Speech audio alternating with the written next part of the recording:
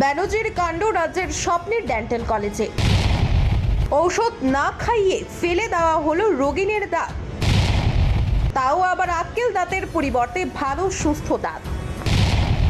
দাঁতের যন্ত্রণায় এখন কাতর রোগিণী। রোগিণী চাইলেন ক্ষতিপূরণ। তিনি চিঠি দিলেন আইজিএম এর সুপারকে। ঘটনার নেপথ্যে শিক্ষানবিশ ডাক্তার ভাস্কর সরকার। ঘটনা খতিয়ে দেখতে গঠন করা হয়েছে তদন্ত কমিটি। আইজিএম এর ইতিহাসে এটাই কোনো রোগীর ক্ষতিপূরণ চাওয়ার প্রথম ঘটনা। অনামিকা শর্মা, বয়স 29, তিনি মোহনপুর রানীর বাজারের বাসিন্দা। গত 23 আগস্ট অনামিকা শর্মা দাঁতের যন্ত্রণা নিয়ে এসেছিলেন আইজিএম হাসপাতালে। তিনি গিয়েছিলেন রাজ্যের মুখ্যমন্ত্রী ডাক্তার মানিক সাহার স্বপ্নের ডেন্টাল কলেজে। ডেন্টাল কলেজে প্রথমে তিনি যান নব্য অ্যাসিস্ট্যান্ট প্রফেসর ডাক্তার অন্বেষার কাছে। ডাক্তার অন্বেষা দেখেন অনামিকা শর্মার মূলত সমস্যা আক্কেল দাঁতের। তখন তিনি রোগিণী অনামিকাকে রেফার করেন বিশেষজ্ঞ চিকিৎসকদের কাছে। কিন্তু দুর্ভাগ্যের বিষয়, বিশেষজ্ঞ চিকিৎসকরা অনামিকাকে না দেখে পাঠিয়ে দেন শিক্ষানবিশ চিকিৎসক ভাস্কর সরকারের কাছে। রোগিণী অনামিকা শর্মার স্বামী তরুণ শর্মার অভিযোগ, চিকিৎসক ভাস্কর সরকার অনামিকাকে কোনো ঔষধ না খাইয়ে দাঁত ফেলে দেওয়ার নির্দেশ দেন। অনামিকাও বিষয়টি বুঝতে না পেরে চিকিৎসক ভাস্করের কথা মতো রাজি হয়ে যান, আর তাতেই ঘোর বিপদ নেমে আসে অনামিকা শর্মার জীবনে। চিকিৎসক ভাস্কর মহিলার আক্কেল দাঁত না ফেলে বরং ভালো দাঁত ফেলে দেন। স্বাভাবিকভাবেই তিনি যন্ত্রণায় কাতর হয়ে ওঠেন। মাড়ি ও দাঁত দিয়ে শুরু হয় রক্তক্ষরণ। যন্ত্রণায় কাতর হয়ে অনামিকা শর্মা বাড়িতে চলে যান, কিন্তু কোনোভাবেই তার দাঁতের ব্যথা ও রক্তক্ষরণ কমেনি। পরের দিন তিনি চলে আসেন আইজিএম হাসপাতালে। বিষয়টি চিকিৎসকদের খুলে বলেন। তখন ডেন্টাল কলেজের অন্যান্য চিকিৎসকরা বিষয়টি জানতে পারেন, কিন্তু কেউ কোনো সুরাহা রাস্তা বের করতে পারেননি। বরং শিক্ষানবিশ চিকিৎসক ভাস্কর সরকার অসুস্থ মহিলা অনামিকা শর্মাকে নানানভাবে হেনস্থা করেন। রোগিণী অনামিকা শর্মার স্বামী তরুণ শর্মা জানিয়েছেন, অনামিকা গ্ল্যান্ডের সমস্যা নিয়ে গিয়েছিলেন আইজিএম হাসপাতালে। বহি বিভাগ থেকে তাকে পাঠানো হয়েছিল ডেন্টাল কলেজে।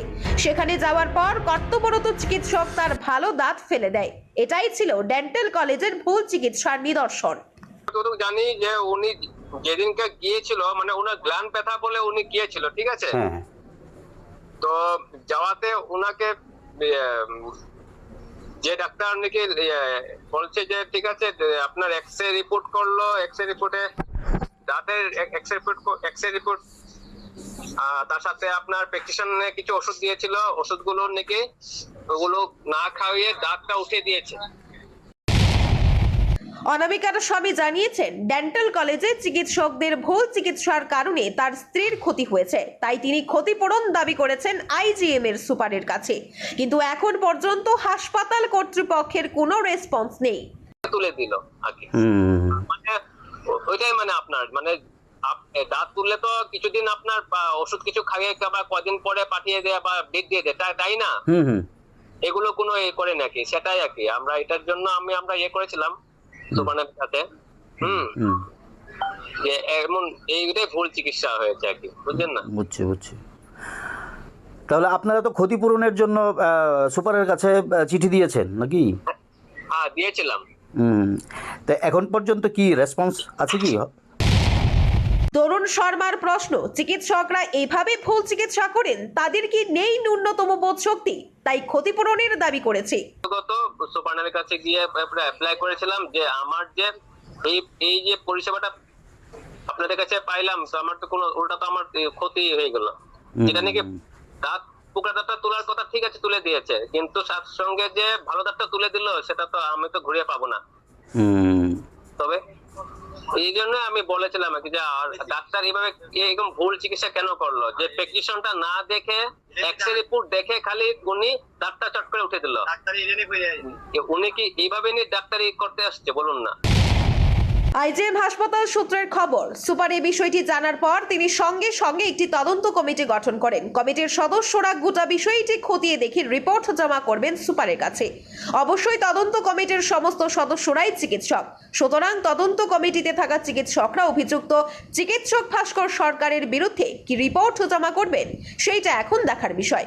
কারণ কোনো ডাক্তারের ভুল চিকিৎসার কারণে যদি রোগীর মৃত্যু বা শরীরের কোনো অংশের বড় ক্ষতি হয়, তাহলে দোষী চিকিৎসকরা কি শাস্তি পান এই রাজ্যে?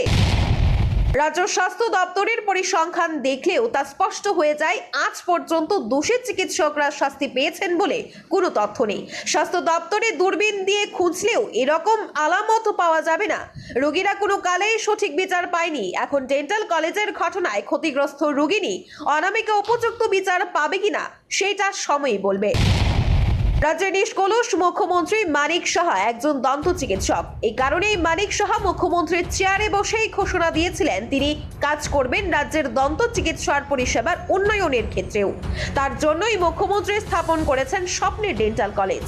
কিন্তু মুখ্যমন্ত্রীর এই স্বপ্নকে অঙ্কুরেই হত্যা করার ষড়যন্ত্র শুরু হয়েছে খোদ ডেন্টাল কলেজে। তার প্রথম ধাপ ডেন্টাল কলেজে অ্যাসিস্ট্যান্ট প্রফেসর নিয়োগ প্রক্রিয়া। ডেন্টাল কলেজ হওয়ার সুবাদে প্রয়োজনীয়তা বেড়েছে অ্যাসিস্ট্যান্ট প্রফেসরদের। অভিযোগ, কোনো নিয়ম নীতিকে তোয়াক্কা না করে সিনিয়রদের বঞ্চিত করে জুনিয়র চিকিৎসকদের ডেন্টাল কলেজে নিয়োগ করা হচ্ছে অ্যাসিস্ট্যান্ট প্রফেসর হিসেবে। চিকিৎসা ক্ষেত্রে তাদের অভিজ্ঞতার বহর কতটা তা স্পষ্ট হয়ে গিয়েছে রানীর বাজারের বাসিন্দা অনামিকা শর্মার চিকিৎসা থেকেই।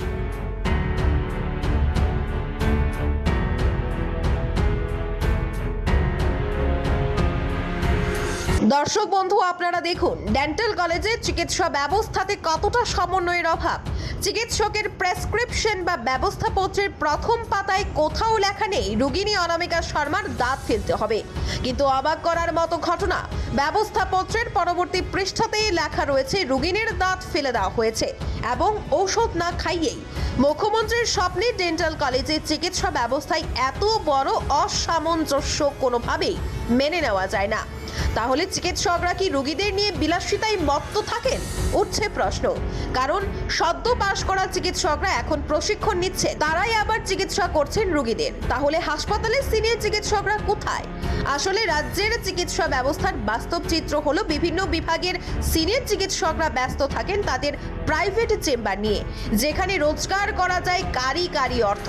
হাসপাতালে তাদের চলন গমন নামমাত্র, শুধু হাজিরার খাতায় স্বাক্ষর দেওয়ার জন্য এবং মোটা অঙ্কের মাসিক বেতন ধরে রাখতে। এছাড়া আর কিছুই নয়। চিকিৎসকদের সম্পর্কে এরকম মন্তব্যই পোষণ করছেন রাজ্যের আমজনতা। জুনিয়র চিকিৎসকদের ভুল চিকিৎসার কারণে যখন রোগীরা ক্ষতিগ্রস্ত হন, তখন তার দায়ভার নেওয়ার কোনো চিকিৎসককে খুঁজে পাওয়া যায় না।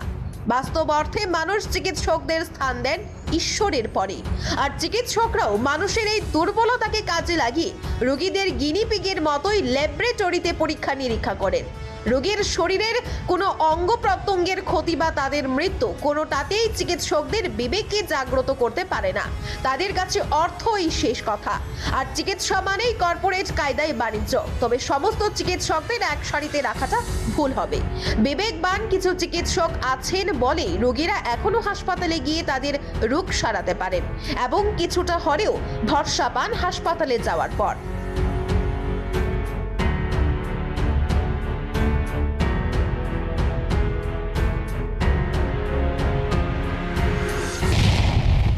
রাজ্য ডেন্টাল কলেজে তথ্য বলছে, নব্য পাশ করা দন্ত চিকিৎসকরা দেশের বিভিন্ন কলেজ থেকে অভিজ্ঞতার জাল শংসাপত্র এনে অ্যাসিস্ট্যান্ট প্রফেসরের চাকরি বাগিয়ে নিচ্ছেন। স্বাভাবিক কারণেই তাদের চিকিৎসা পরিষেবা নিয়ে ইতিমধ্যেই প্রশ্ন উঠতে শুরু করেছে।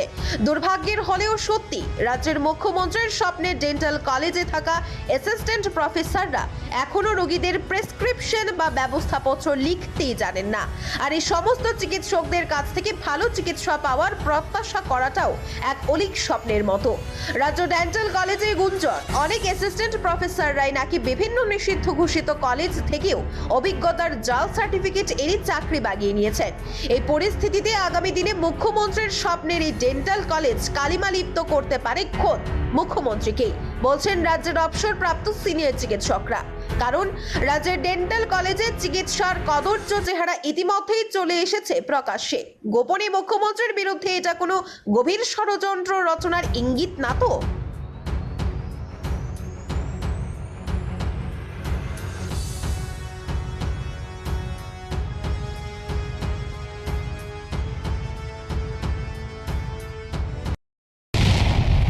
রাজ্যের নিষ্কলুষ মুখ্যমন্ত্রী ডাক্তার মানিক সাহার স্বপ্নের ডেন্টাল কলেজে কিভাবে বেঁধেছে দুর্নীতিবাজদের বাসা, এটা অবশ্যই মুখ্যমন্ত্রীকেও জানা উচিত। রাজ্য ডেন্টাল কলেজে পা রাখলেই শোনা যায় সমস্ত নষ্টের মূলে রয়েছে ডেন্টাল সার্ভিসের ডেপুটি ডিরেক্টর চিকিৎসক রাজেশ আচার্য। অভিযোগ, রাজেশ আচার্য ডেন্টাল কলেজে গেরুয়া নামাবলী গায়ে দিয়ে দুর্নীতির র্যাকেট বিস্তার করেছেন। অ্যাসিস্ট্যান্ট প্রফেসর নিয়োগ থেকে শুরু করে ডেন্টাল কলেজের বিভিন্ন মেশিনারিজ ও আসবাবপত্র ক্রয়ের ক্ষেত্রে বেরিয়ে আসছে দুর্নীতির বুদবুদ গন্ধ। এই মুহূর্তে রাজেশ আচার্য স্বাস্থ্য দপ্তরের একজন গেরুয়া সৈনিক। রাজ্যের সিনিয়র চিকিৎসকদের বক্তব্য, বাস্তব অর্থে ডাক্তার রাজেশ আচার্য একজন বাম ক্যাডার। দীর্ঘ বাম জামানায় তিনি নিজেকে একজন কমরেড হিসেবে পরিচয় দিয়ে দপ্তরের ছড়ি ঘুরিয়েছিলেন। অভিযোগ, স্বাস্থ্য দপ্তরে ঘুরে ঘুরে তিনি চাঁদা সংগ্রহ করতেন তৎকালীন সময়ের মেলার মাঠের লালবাড়ি কর্তাদের জন্য। আর এখন তিনি মস্ত বড় গেরুয়া হনু। তাই ডেন্টাল কলেজে দুর্নীতির এক ছত্র আধিপত্য বিস্তার করেছেন চিকিৎসক রাজেশ আচার্য। রীতিমতো তার কার্যকলাপে বীতশ্রদ্ধ রাজ্যের সিনিয়র চিকিৎসকরা। তারা প্রকাশ্যে কিছু না বললেও রাজ্যের জনপ্রিয় নিউজ চ্যানেল JM24 এর কাছে রাজেশ আচার্যের অনেক তথ্যই তুলে দিয়েছেন। এগুলি পর্যায়ক্রমে ধারাবাহিকভাবে সম্প্রচারিত করবে JM24। তখনই দুর্নীতিবাজ চিকিৎসকদের মুখ ও মুখোশ খসে পড়বে জনসম্মুখে।